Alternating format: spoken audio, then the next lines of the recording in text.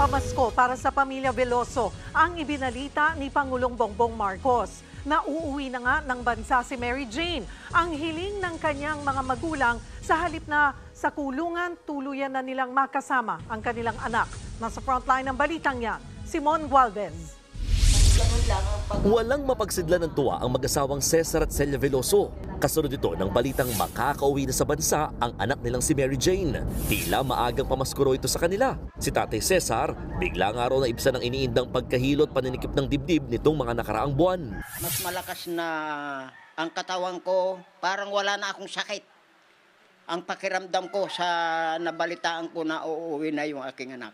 Para ho bang, para may nakadagan na mabigat sa amin na wala akong bigla lahat.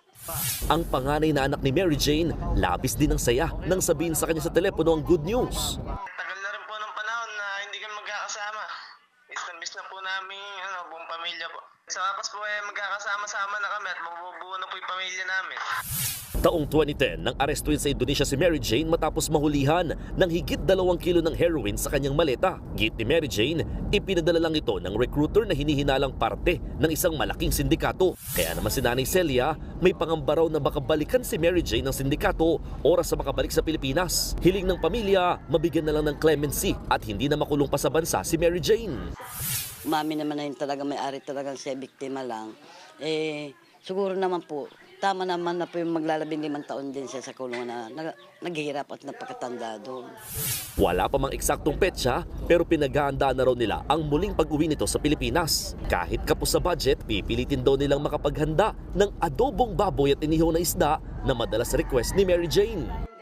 Sakaling tuluyang payagang makauwi sa kanilang bahay si Mary Jane, may nakalaan na kaagad na kwarto para sa kanya. Nakapwesto na nga rito yung kama, may ilang appliances din gaya ng electric fan at may aircon pa. Ilan ito sa matagal nang inihanda ng pamilya para kay Mary Jane. Nakatakda ng bumiyaya mga magulang at anak ni Mary Jane sa Indonesia ngayong Disyembre. Pero dahil sa anunsyong pagpapauwi na rito, baka hindi na raw yan matuloy. Ako po ay nagpapasalamat sa ating Pangulo na naaksyonan na yung kaso ni Mary Jane, na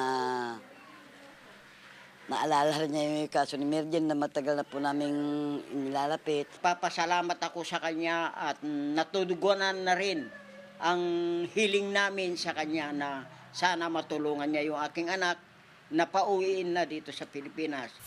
Mas nabuhayan daw ngayon ng pag-asa ang pamilya Veloso na ilang Pasko ring di nakasama si Mary Jane dito sa Pilipinas. Nagbabalita mula sa Frontline, Mon Gualvez, News 5. Mga kapatid, Cheryl Cosim po, huwag maging huli at maging una sa lahat sa balitaan.